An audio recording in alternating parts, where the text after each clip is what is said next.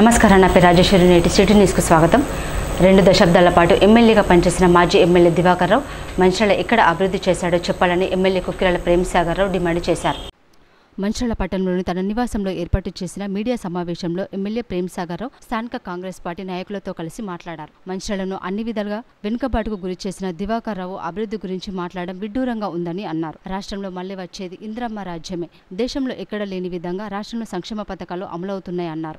Yellampalli project నిర్మాణంలో అప్పటి MLA Diwakar రావు అవినీతికి పాల్పడ్డాడని, తనపై మాజీ ఎమ్మెల్యే దివాకర్ రావు చేసిన ఆరోపణలపై సింగిల్ గా చర్చించేందుకు నేను సిద్ధం, డే టైం చెప్పాలని ఆయన అన్నారు. మంచిర్యాల నియోజకవర్గంలో హైదరాబాద్ తరహాలో అభివృద్ధి చేస్తున్నామని తెలిపారు. ఇండస్ట్రియల్ పార్కు కోసం భూములు కోల్పోయిన రైతులను అన్ని విధాలుగా ఆదుకుంటున్నామన్నారు. కేవలం రాజకీయ లబ్ధి కోసమే బీఆర్ఎస్ పార్టీ నాయకులు ఇండస్ట్రియల్ పార్క్ విషయంలో అసత్య ప్రచారాలు చేస్తున్నారని అన్నారు. ఈ కార్యక్రమంలో కాంగ్రెస్ పార్టీకి చెందిన నాయకులు, కార్యకర్తలు పాల్గొన్నారు.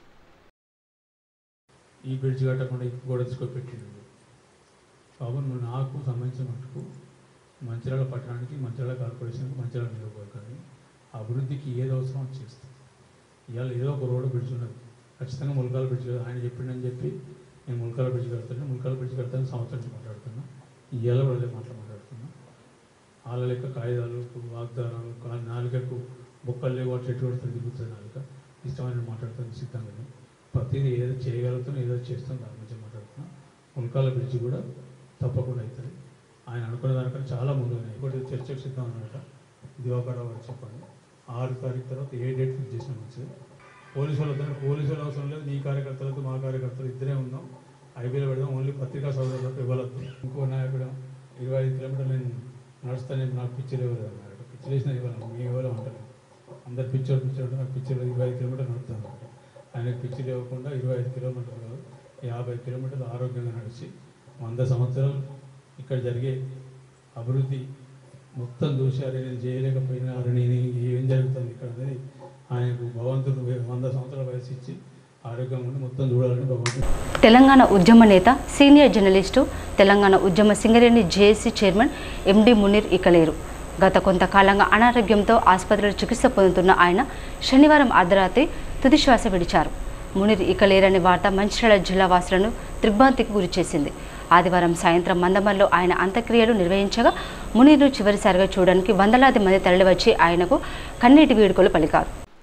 తెలంగాణ ఉద్యమ కిరీటం నేలరాలింది. పాత్రికేయ శిరచుక్క ఆగిపోయింది. అభ్యుదయ భావం ఆగిపోయింది. విద్యార్థి దశ నుండి ఉదయించిన ఉద్యమకారుడు అస్తమించాడు. ఆయనే మన సీనియర్ జర్నలిస్టు, తెలంగాణ ఉద్యమ నేత ఎండి మునీర్. 1959లో మంచిర్యాల జిల్లా మందమర్లో జన్మించిన మునీర్ చిన్నతనం నుండి సామాజిక కార్యక్రమంలో ఎక్కువ పాల్గొన్నారు. ఆయనకు భార్య, 3 కుమార్తెలు, 1 కుమారుడు ఉన్నారు. సిపిఐ పార్టీలో పనిచేసిన ఆయన తదనంతరం సింగరేణిలో ఉద్యోగం చేస్తూ జర్నలిస్టుగా పనిచేశారు. సింగరేణి యాజమాన్యం ఆయనను జర్నలిస్టుగా పనిచేయడానికి అభ్యంతరం తెలపడంతో జర్నలిజంపై ఉన్న మక్కువతో ఉద్యోగానికి రాజీనామా చేశారు. పూర్తిగా జర్నలిజంపై దృష్టి పెట్టి ప్రజా సమస్యలు, సింగరేణి కార్మికుల హక్కుల కోసం అనేక పోరాటాలు చేసి పాలక ప్రభుత్వాల దృష్టికి తీసుకెళ్లారు. ముఖ్యంగా ప్రత్యేక తెలంగాణ ఉద్యమంలో ఆయన పోషించిన పాత్ర చిరస్మరణీయం. అప్పటి పాలకుల నుండి ఎన్ని ఒత్తిళ్లు వచ్చినా ఆయన ఎక్కడ భయపడకుండా సింగరేణిలో ఉద్యమాన్ని నడిపించి సింగరేణి కార్మికులను సకల జనుల సమ్మె వైపు విజయవంతంగా నడిపించారు. సుదీర్ఘ కాలం పాటు ఆయన ఆంధ్రజ్యోతి పత్రికలో పనిచేయగా తర్వాత కొంతకాలం నమస్తే తెలంగాణ పత్రికలో, గత కొన్ని సంవత్సరాలుగా జనం సాక్షి పేపర్కు కాలమిస్టుగా వార్తా కథనాలు రాస్తూ వచ్చారు.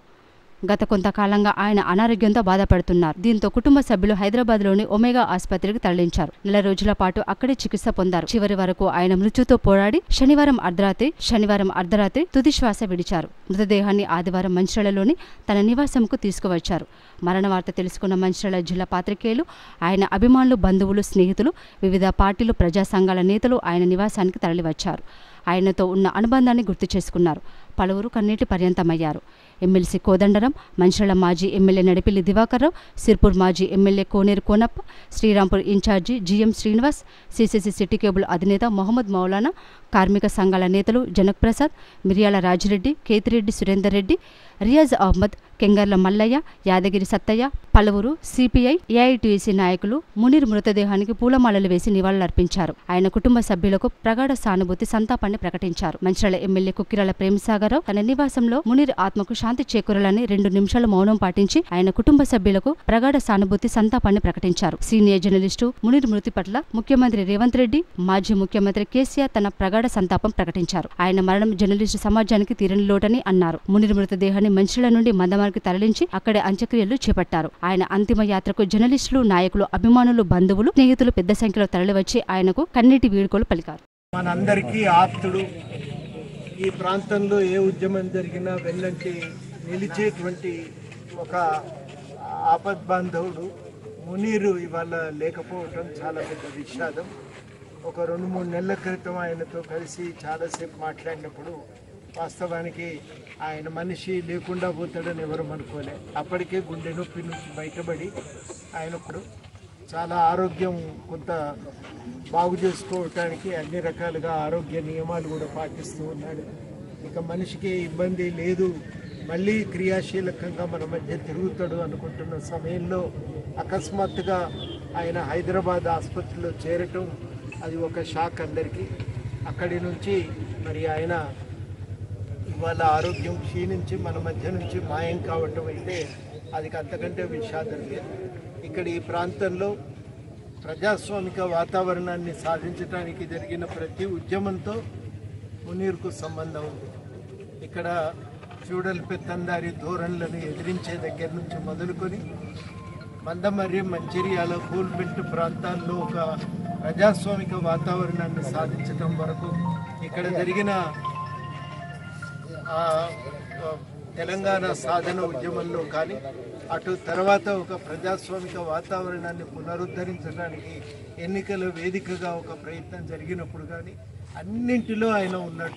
మేమంతా పౌర హక్కుల సంఘం నుంచి ఇక్కడికి ఏ కార్యక్రమం మీద ఇక్కడికి వచ్చినా జర్నలిస్టుగా ఉన్నప్పటికీ కూడా అన్ని రకాలుగా మాకు అండదండగా నిలిచినటువంటి వ్యక్తి మునీర్. ఆయన లేకుండా నిజానికి కోల్బెల్ట్ను ఊహించటం కూడా చాలా కష్టం.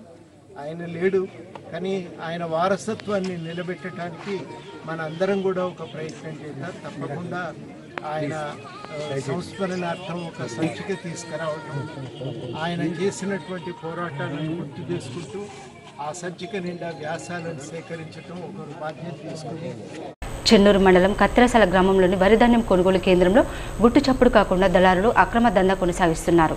గమనించిన రైతులు ధాన్యం లోడు లారీని పట్టుకుని పోలీసులకు అప్పగించారు.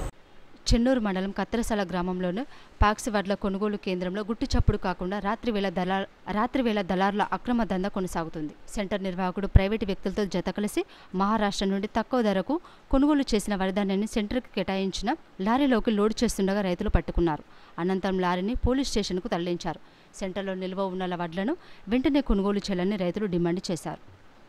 బిజినెస్ నడిపిస్తుంటే దొరకబట్టిన నా పేరు సంతోష్. మా అడ్లు రైతులే అడ్లు అట్లనే ఉండగా బయట దందా చేసుకుంటా 1800 క్వింటల్ కొనుకొచ్చి మహారాష్ట్ర నుంచి వెళ్ళి తోలుతున్నారు. దాన్ని నేను దుర్గవట్టతో స్టేషన్కి తీసుకొచ్చడం జరిగింది. రాతిపల్లి శేఖర్ అయినగా పిఎస్సి సెంటరు ఇన్ఛార్జి ఆయన ఓలికి అద్దెకిచ్చిండు.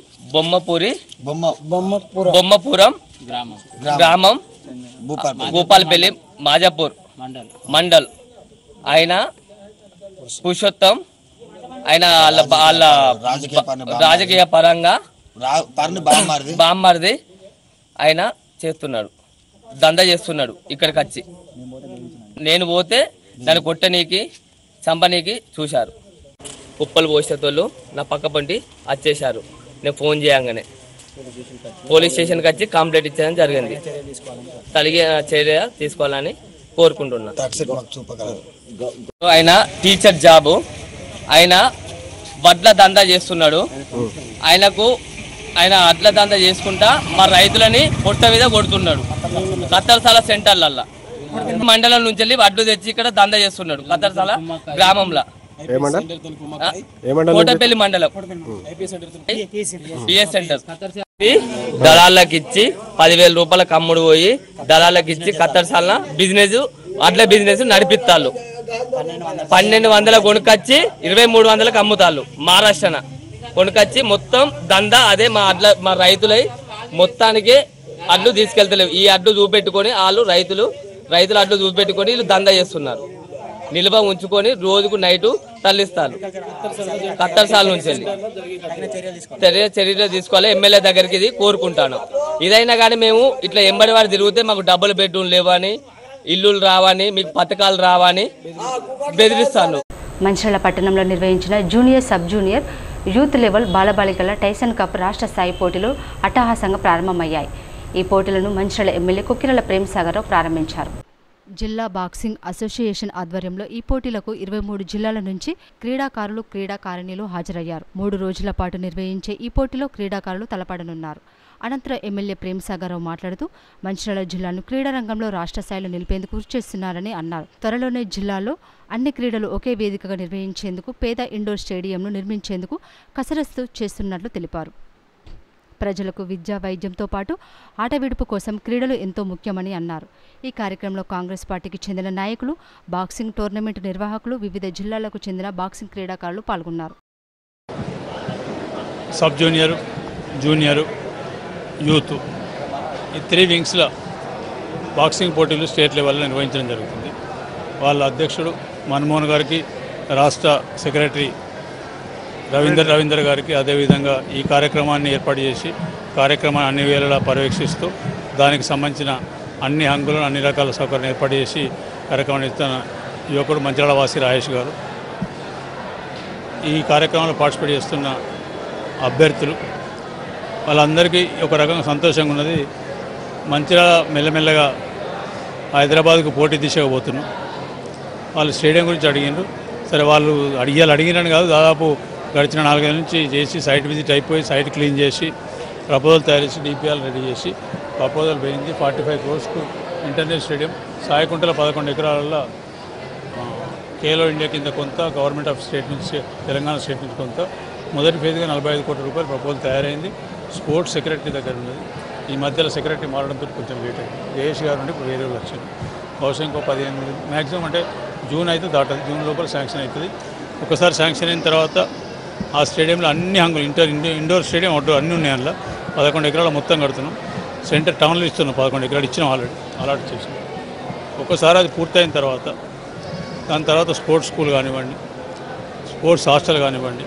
ఈ హాస్టల్ ఏంటంటే పిల్లలు ట్రైనింగ్ వచ్చి ఒక నెల ట్రైనింగ్, 3 వాటి వాళ్ళు ఇక్కడ ఉండి, ఎక్కడో బయట కాకుండా అక్కడనే ఉండి ట్రైనింగ్ తీసుకొని పార్టిసిపేట్ చేసి ఇటువంటి టోర్నమెంట్స్ అయినప్పుడు ఉండేదానికి. దాంతోపాటు ఒక 3 years డౌన్ ద లైన్ తప్పకుండా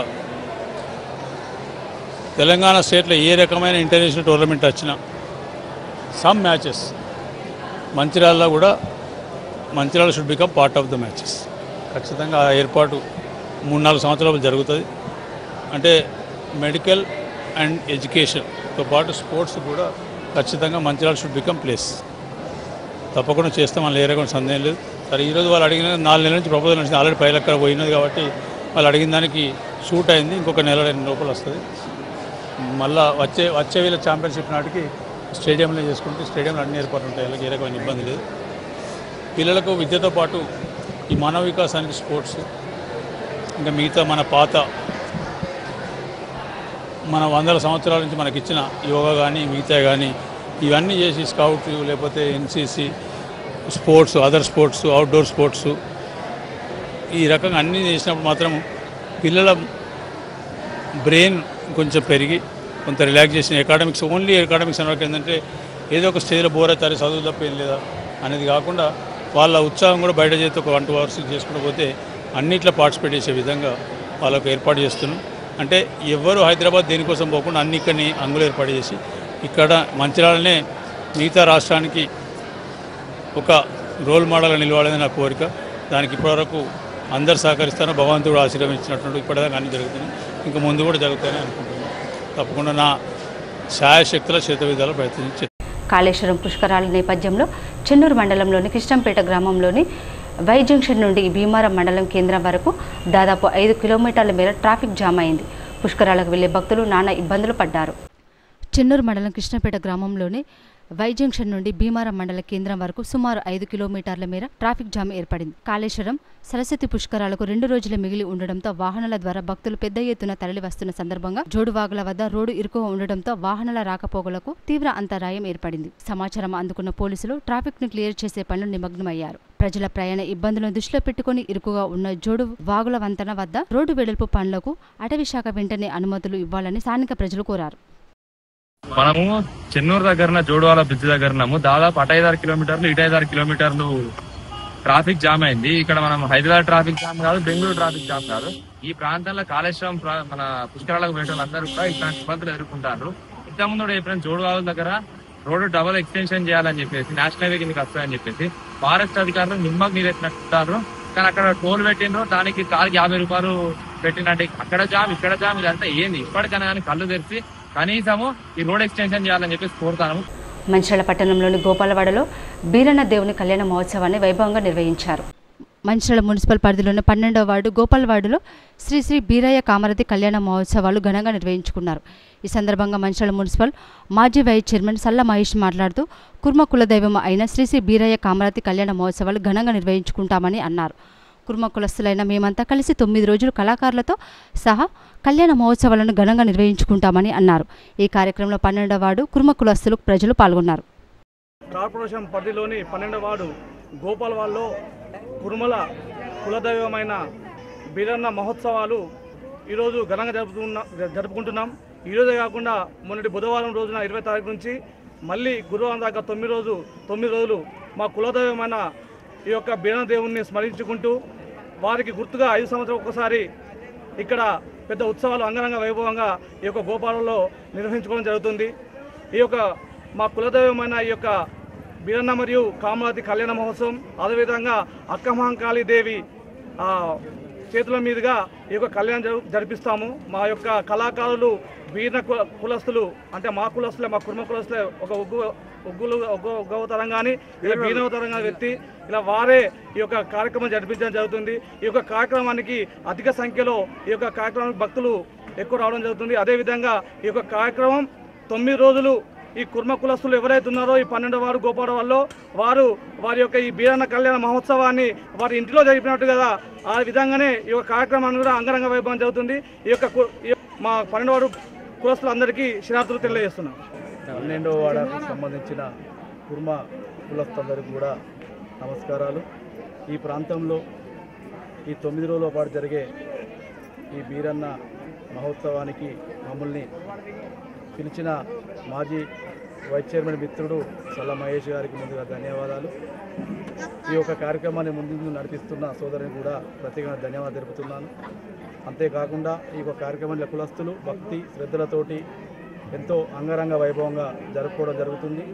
ఈ కార్యక్రమం 9 రోజుల పాటు భక్తి శ్రద్ధలతో నిర్వహిస్తారు. ఎందుకంటే మేము కూడా ఈ ప్రాంతంలో నివసిస్తున్నాం కాబట్టి ఈ యొక్క కార్యక్రమాలను చూసి చాలాసార్లు చూసినాం. అంతకన్నా ఎక్కువగా ఈ యొక్క కార్యక్రమాన్ని ఈరోజు జరపడం జరుగుతుంది. వీళ్ళందరూ కూడా వాళ్ళ ఇంట్లో పండుగలాగా ఈ యొక్క కార్యక్రమాన్ని ప్రతి ఒక్కరు కూడా కుటుంబ సభ్యులందరూ వచ్చి కూడా ఈ కార్యక్రమానికి హాజరై ఈ యొక్క కార్యక్రమాన్ని నిర్వహించడం జరుగుతుంది. అన్ని కార్యక్రమాలు ముందు నిర్వహిస్తున్న ఈ కులస్తులందరికీ కూడా హృదయపూర్వక ధన్యవాదాలు తెలుపుతూ, అదేవిధంగా నాతో పాటు ఈ కార్యక్రమానికి ఇచ్చేసిన సోదరుడు రవీంద్రరావు గారు అయితేంది, పల్లపు తిరుపతి అయితేంది, వారికి కూడా ధన్యవాదాలు తెలుపుతున్నా. ఈ కులస్తులందరికీ కూడా ధన్యవాదాలు తెలుపుతూ ఈ అవకాశం ఇచ్చిన పెద్దలందరికీ హృదయపూర్వక ధన్యవాదాలు. చెన్నూరు ఎమ్మెల్యే గడ్డం వివేక్ వెంకటస్వామిపై అనుచిత వ్యాఖ్యలు చేస్తే సహించేది లేదని ఐఎన్టీయూసీ నాయకుడు కాంపిలి సమ్మయ్య ఎమ్మెల్యేపై చేసిన వ్యాఖ్యలు ఉపసంహరించుకోవాలని రామకృష్ణపూర్ పట్టణ కాంగ్రెస్ పార్టీ నాయకులు డిమాండ్ చేశారు.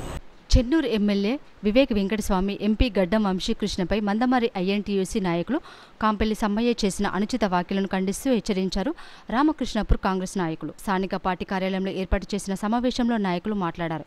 నిత్యం ప్రజల్లో ఉంటూ వారి సమస్యలను తెలుసుకుంటూ పరిష్కరిస్తూ నియోజకవర్గ అభివృద్ధి ధ్యేయంగా పనిచేస్తున్న ఎమ్మెల్యేను విమర్శించే స్థాయి కాంపల్లి సమ్మయ్యది కాదని ఎద్దేవా చేశారు. కాళేశ్వరం సరస్వతి పుష్కరాల ప్రారంభోత్సవంలో ఏర్పాటు చేసిన ఫ్లెక్సీలో ప్రోటోకాల్లో ఎంపీ గడ్డం వంశీకృష్ణ విమర్శించి అగౌరవపరిస్తే యావత్ దళిత సంఘాలు కాంగ్రెస్ నాయకులు మద్దతు ఇస్తే ఐఎన్టీయూసీ కార్మిక సంఘం మద్దతు ఇవ్వకపోగా విమర్శలు చేయడం ఏంటని మండిపడ్డారు. కాక వెంకటస్వామి నుండి నేడు ఆయన మన్మడు ఎంపీ వంశీకృష్ణ వరకు సింగరేణి కార్మికు అండగా ఉంటూ వారి హక్కుల కొరకు పోరాటం చేసేది కనబడడం లేదని ప్రశ్నించారు. చెన్నూరు నియోజకవర్గంలో శరవేగంగా అభివృద్ధి పనులు చేస్తూ ప్రజలకు సంక్షేమ పథకాలు అమలుపరుస్తూ నిత్యం పేదలకు అండగా నిలుస్తున్న ఎమ్మెల్యే వివేక్పై నిరాధారమైన ఆరోపణలు చేస్తే కార్యకర్తల ఆగ్రహానికి గురికాక తప్పదని తీవ్ర స్థాయిలో హెచ్చరించారు. కాంపెల్లి సమ్మయ్య, జనక్ ప్రసాద్లు ఎన్నో యూనియన్ మారిన విషయాన్ని గుర్తుపెట్టుకోవాలని హేళన చేశారు.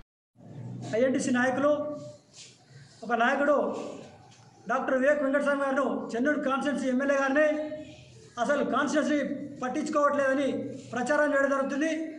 ఇదంతా ప్రజలు చూస్తున్నారు. నెలకు 4 సార్లు చెన్నూరు కాన్స్టిట్యున్సీ తిరగడం జరుగుతుంది.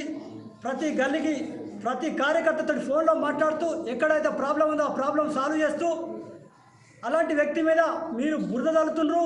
జర జాగ్రత్త. అదే కాకుండా మొన్న వర్షాకాలం వానొస్తే వడ్లు తడిస్తే కలెక్టర్ గారితో మాట్లాడి తెల్లారి మళ్ళీ వచ్చి విజిటింగ్ చేసి కలెక్టర్ గారు చెప్పి వీళ్ళకి నష్టపరిహారం ఇవ్వాలని చెప్పడం జరుగుతుంది. అదే కాకుండా మొన్న కరెంటు షాట్ వచ్చి 15 బర్రెలు చనిపోతే వాటి గురించి కూడా కలెక్టర్ గారితో డిస్కషన్ చేసి ప్రతి ఇష్యూ సున్నంగా చూస్తూ మాట్లాడడం జరుగుతుంది. మరి నీకు ఎక్కడ ఈ కాన్షియస్లో తిరుగుతాడని తెలిసిందో, అసలు దీని వెనుక నువ్వు ఎవరు చెప్తే మాట్లాడినావు అదంతా మాకు తెలుసు. అది కూడా ప్రజలు చూస్తుండ్రు. అది గమనించుకో. నీకు ఎవరో రౌడీయిజం గుండాయిజం చేసే నాయకులు నీకు చెప్తే చేస్తున్నావు. మా ఎమ్మెల్యే గారికి ఈ రౌడీయిజం గుండాయిజం పనికిరాదు, పనిచేయడు. ప్రజల మధ్యలో ఉండి పనిచేసే వ్యక్తి. ఆ వ్యక్తిని నువ్వు ఇట్లా ప్రచారం చేసినట్టయితే మా కార్యకర్తలు కూడా గుండాయిజం రౌడీయిజం చేస్తారు. జర జాగ్రత్త. ఇలాంటి ప్రచారాలు చేసినట్టయితే ఊపులే లేదు. అదే కాకుండా ఇవాళ బెల్లంపల్లి వాళ్ళు మంచినీటి సౌకర్యం ఉందంటే కాకా కుటుంబం అని చెప్పుకోవచ్చు. కానీ వేరే కులాల మీద ఎస్సీల మీద కానీ అనుచిత వ్యాఖ్యలు చేసిందా? ఎస్సీ వర్గీకరణ చేస్తే మాకు జనాభా ప్రాతిపదికన రిజర్వేషన్ పెంచాలి. ఇప్పుడు రాష్ట్రంలో 15% నడుస్తుంది, 20% కావాలని అడిగిండు. అది తప్పే ఉంది అందులో. మీరు కావాలని ఈ ఎమ్మెల్యే గారి మీద మీరు అనుచిత వ్యాఖ్యలు చేయడం సరైనది కాదు. మేము తీవ్రంగా ఖండిస్తా ఉన్నాం. పరిణామాలు చాలా డేంజర్గా ఉంటుంది. పార్టీలు మారిండు వివేక ఎన్ని పార్టీలు మారిండు అని అంటారు. అసలు నువ్వెన్ని పార్టీలు మారినావు? మీ జనరల్ ప్రసాద్ ఎన్ని పార్టీలు మాకు తెలియదా? సాదా పెట్టిపోయింది, వైఎస్ఆర్సీ పెట్టిపోయింది, ఎన్ని పార్టీలు మారొచ్చిండు? మీరు కూడా సమ్మయ్య గారు, నువ్వు కూడా ఒక ఎస్సీ పెట్టావు. నువ్వు ఏ యూనియన్లలో పనిచేసినావు, ఎన్ని యూనియన్లలో పనిచేసినావు మాకు తెలియదా? మేము లోకల్ చూస్తామేమా? కాబట్టి దయచేసి అనవసరంగా వాళ్ళ మీద బురద జల్లే ప్రయత్నం చేసి వాళ్ళే గ్రూప్ దాగా పెట్టించేలాగా మీరే తయారు చేస్తూ ఉన్నారు. వాళ్ళకు గ్రూపిజం అంటే నచ్చదు. బచ్చలేని నాయకుడు వివేక్ గారు ప్రజలు చెన్నూరు కాన్స్టిట్యున్సీ పట్టించుకుంటలేదని మాట్లాడుతున్నావు. వారానికి 2 సార్లు చెన్నూరు కాన్స్టిట్యున్సీ తిరుగుతూ ఉన్నాడు. ఏ ఎమ్మెల్యే వచ్చినండి 50 సంవత్సరాలు 40 సంవత్సరాలలో ఇట్లా తిరిగిన ఎమ్మెల్యే ఉన్నాడా? ప్రతి గ్రామానికి ప్రతి గర్భ కడుతూ ఉన్నాడు. ప్రజలను పట్టించుకుంటలేడు, కార్యకర్తలను పట్టించుకుంటలేడు అని చెప్పేసి మాట్లాడుతూ ఉన్నావు. నువ్వు మాట్లాడినంతా వెనక్కి తీసుకొని క్షమాపణ చెప్పకపోతే మాత్రం ఊరుకునే లేదు. ఎస్సీ వర్గీకరణ అనే అంశమైన విషయం, దానికోసం మర్చిపోయిన విషయాన్ని ప్రెస్ మీట్ పెట్టి అసలు మాట్లాడిన విషయాన్ని పక్క పెట్టి నువ్వు ఏదో మాట్లాడి బదనాం చేయాలని చూస్తే మాత్రం ఊరుకునే లేదని చెప్తున్నా. సమ్మన్న, మీరు సాజకు నుండి అందరికి తెలిసిన విషయమే. సాజకు ఎప్పుడు ఐఎన్టీసీలో కలిసింది. ఆ తర్వాత మీరు ఎక్కడెక్కడికి పోయారు ఇవన్నీ మేము చర్చించదలుచుకోలేదు. కానీ మీరు ఈ వివేక్ గారికి ఆయన మీద చేసిన వ్యాఖ్యలకు వెంటనే క్షమాపణ చెప్పాలని నేను సూచిస్తున్నాను. ఇంకోసారి ఇలా మాట్లాడితే ఈ ప్రెస్ మీట్లు కాదు, ఇంకా వేరే కార్యక్రమాలు తీసుకోవాల్సి ఉంటుంది. ఎవరు ఉంటారో ఎవరు పోతారో తర్వాత విషయం. కానీ ఇప్పుడున్న వాతావరణాన్ని అయితే మన ప్రభుత్వాన్ని ఇక్కడున్న మంత్రి ఇద్దరి వ్యక్తుల మధ్య ఉన్న మంత్రి కోసం పోరాటంలా నువ్వు బలిపశు కావద్దని కూడా నీకు చెప్తున్నా. అది సాజకు నుండి వచ్చిన జనక్ ప్రసాద్ గారు ప్రోత్సాహంతోనే నువ్వు ఈ ప్రెస్ మీట్ పెట్టినావు అనేది మాకు అర్థమవుతుంది. కానీ జనక్ ప్రసాద్ను ఐఎన్టీసీలోకి తీసుకొచ్చిందే వివేక్ గారు అనేది మర్చిపోకూడదు. అందుకనే మీరు ఇంకొకసారి ఇట్లాంటి అనుచిత వ్యాఖ్యలు చేయొద్దని కూడా మీకు. సిటీ న్యూస్ ఇంతటితో సమాప్తం. తిరిగి ప్రసారమే సిటీ న్యూస్లో మళ్ళీ కలుసుకుందాం. అంతవరకు సెలవు. నమస్కారం.